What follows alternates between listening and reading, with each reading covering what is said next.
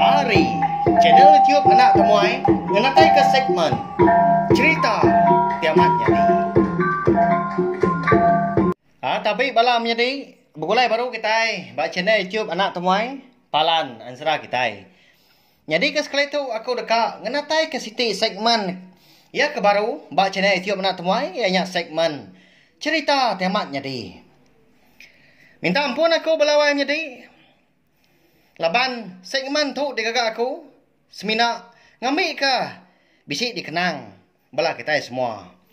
Pihak mega segmen tu nadai serta ukai dekat mantai ke serta ukai dekat bersaduang ke tahu ke mana ke cerita. Pihak mega nadai nuju siapa-siapa lalu nadai nyangkut siapa-siapa ngambil ke bala kita sama nyamai ninggal. Jadi ba awak sekali tu ba segmen cerita tema jadi aku dekat berkongsi pemega nusi ke kita cerita ke dikirim ke menjadi kita ke datai hari menua seriaman. Jadi ba segmen cerita tema jadi ungkup ke sekali tu nya bertajuk bunsu bayar ngabang. Hanya lain ngamin awak berkah kita belawai jadi. Jadi cerita tu jadi dalam kandang tahun 2017 sobat. Sampai kan tu lama ya. Hanya lemenya orang rumah panjai benuh niri kegawaian tu tahu disebut kita pengawak berantu. Jadi utai ke bisi nyelai jadi lebuah menya. Ianya lebuah sidak ke berantu. Angkat dia sekali lebuah sidak serumah ketemu Miriam. Dia ada bela pengabang pen lalu dilalu keniki ke rumah panjai. Ngau cukup adat, cukup basah. Ala buah ke udah datai diruai pengabang perlu diberi makai, lalu diberi ngirup. Laban menyak ke penuh begawai, dia dah sidak serumah semimit pen. Nadai memberati tau ka berundiang ka. Hari ni penatai bela pengabang ke datai. Laban ba anak rundiang sidak menyak ketebal lagi bala pengabang ke datai. Ngulu pengawak berantuan tadi. Nya sigi ukai ra bukai.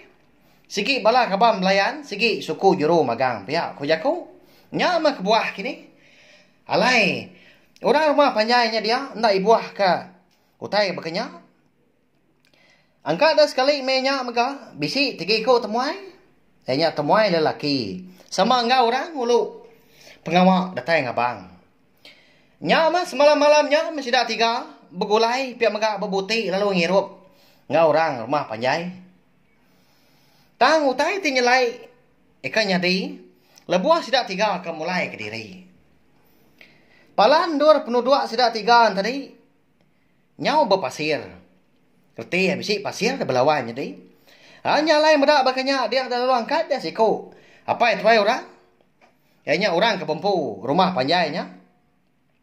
Lalu nengkilak ke pemulai tiga kau yang tadi. Lebuah sidak tiga aku dah tay di pendai. Dia ada petuai banyak terpedak ke? Sidak tiga yang tadi. Ngerasuak ke sarung kulit abaya. Lalu terjun ke dalam air sungai Batang Lopar. Nyelai amat pihak bayar jadi. Awnya makau cerita dah. Bunsu bayar yang tadi bisi madah ke orang. Sidak ke datai yang tadi sebenarnya dekat nulun. Pihak megak bisi meri pemeri ngagai anak orang ke ngempu pengawak berantunya. Hanya lai belawai jadi ba segmen cerita tema jadi ungkup sekali tu. Nangka tu aja.